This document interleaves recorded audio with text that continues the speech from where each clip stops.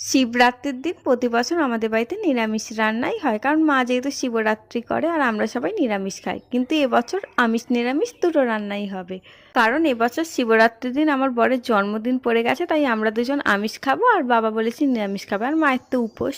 তাই সকালে উঠে প্রথমেই নিরামিষ একটা ভেজ ডাল করে নিলাম, আর তারপর ভাবলাম বরের জন্য একটা কেক বানানো যাক। তো ঘরে ছিল ওরিও বিস্কুট, তো সেটা দিয়ে এখন কেকটা করছি। আর কেকটা বেকিং করার পরে আমার বর এখন করতে বসেছে বিরিয়ানি। তো বিরিয়ানিটাও আজকে নিজে হাতেই রান্না করবে, এমনি অন্যান্য দিন ওই বিরিয়ানিটা রান্না করে। তারপর সন্ধেবেলা বসেছিলাম কেকটা ডেকোরেশন করতে। তো ফার্স্টে এই ডিজাইনটা করেছিলাম, তারপর এটা পছন্দ হলো না, সেকেন্ডে আবার এই ডিজাইনটা করলাম। তো কোন ডিজাইনটা ভালো হয়েছে সেটা তোমরাই বলবে। আর সন্ধেবেলা বর নিয়ে এসেছিলো এই রসমালাইগুলো। আর এখন দেখো ঘড়িতে বাজে 10:30টার মতো, এখন আমি রেডি হয়ে যাচ্ছি পাড়ার শিব দুর্গা পুজো, কারণ সন্ধ্যে থেকে যাওয়ার একটুও টাইমই পাইনি। তো চলো আজকের মিনি ব্লগটা তাহলে এখানেই শেষ করছি, দেখা হচ্ছে আবার নেক্সট ব্লগে, টাটা।